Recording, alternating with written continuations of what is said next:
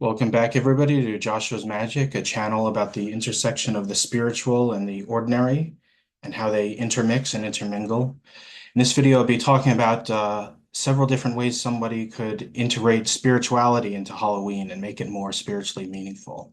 I touched on this topic last year in my video, Halloween, the good, the bad, and what it might become.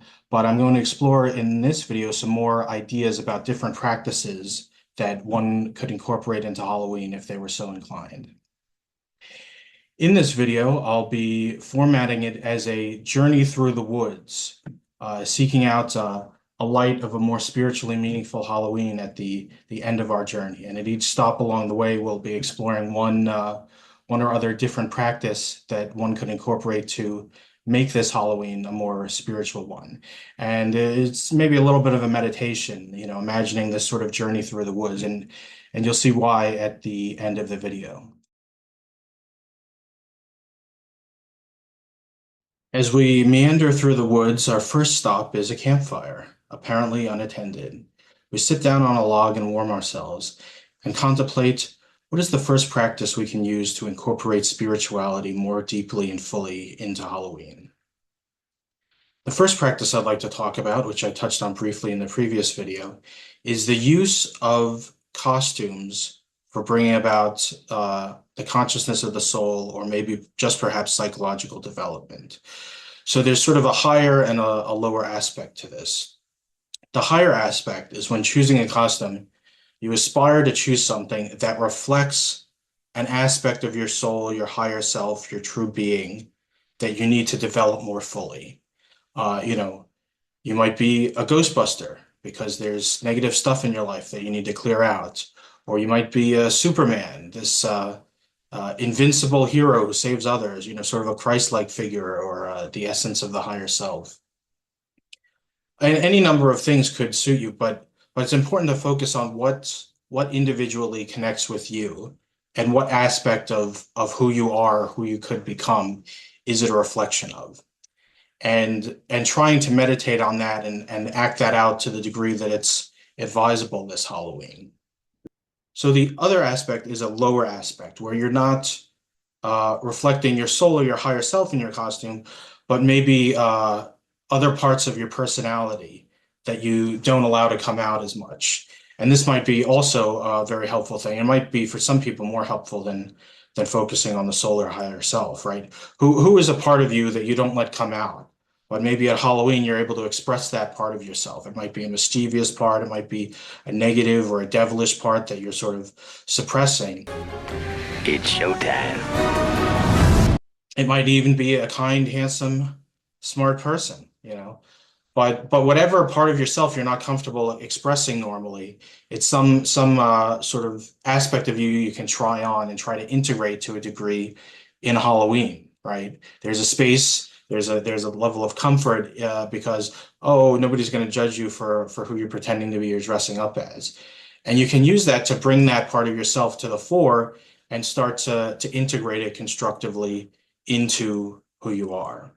Now we will get up from this lovely campfire and continue on our path through the woods.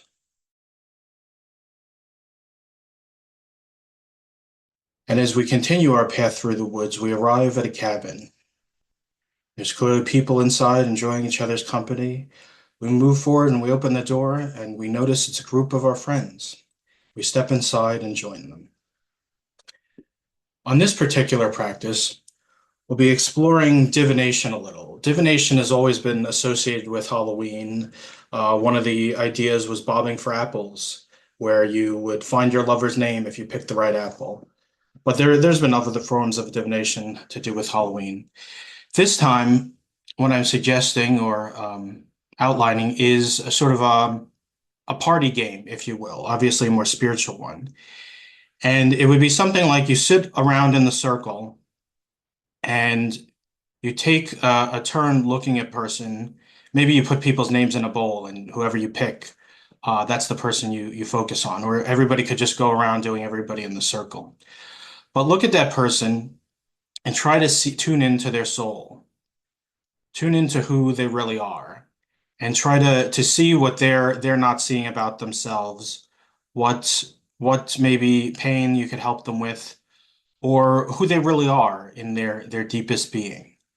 And it's a ritual that hopefully will bring friends closer together and give some insight and mutual respect and love towards each other, creating a stronger group dynamic and the soul between each other. And there's multiple ways you could do this, like I said, putting names in a bowl or just doing it with one other person. But in any event, the goal is the same, to focus in on the soul in another and then communicate that information to them and see how accurate they think you are, or how off they think you are. But whether or not you get it correct, the attempt is worthwhile. And so after having a lot of fun with our friends and playing some games, we decide to leave the cabin and press further down the woods towards the final practice. And now we proceed further along the path through the woods. Eventually, we wind up at a clearing where light is shining from above, illuminating the area. And we pause to consider the final practice. So, this final practice is a new one, and it sort of mirrors this video. The practice is basically you, or possibly with a group of friends, head into the woods. Now, don't do anything unsafe or unwise or go into a dangerous area, but maybe just a local park with some trees, or maybe a trail in the woods that's safe for hiking. But go through the woods with the intention of discovering a spiritual truth, for having a sort of revelation. Maybe if you're alone, it'll just be about yourself and your own life, or your higher self. But if you're with a group of friends and maybe you've tried some of the other activities with them, maybe this will be a good culmination where the group has an intention of bringing down some spiritual light, at finding this light hidden within the dark forest, so to speak. And go through whatever path you want, go for as long as you want, but keep that intention of finding whatever light or truth God or the higher self has to reveal to you or to the group at this time. And if you're working with a group, it'll probably be helpful, at least at times, to discuss things and to share some insights so that that intuitive energy percolates up. And by yourself, you'll probably arrive at a time where you think you've come to whatever realization or understanding you need to. And with the group, it might maybe everyone in the group won't feel that way, but maybe most people will feel like you found the thing. And give others who haven't found it or don't feel that the group has found it a little leeway and some more time. But when the group as a whole feels like they found the revelation, it's time to bring that revelation back out of the woods into the waking world. So that concludes the video presentation for today. I hope everybody found it interesting, and I hope it'll prove useful this Halloween in spiritualizing a holiday with some darker tones to it. I'd love to hear anybody's experiences working with this, or practices you might think are better than the ones I presented. Either way, let me know in the comment section below. I'll be looking forward to that. And leave a like on this video, share with others so we can get that spiritual energy spread out, and consider subscribing if you like these videos and want to see more content. Till next time, this is Joshua's Magic, wishing you all a happy Halloween.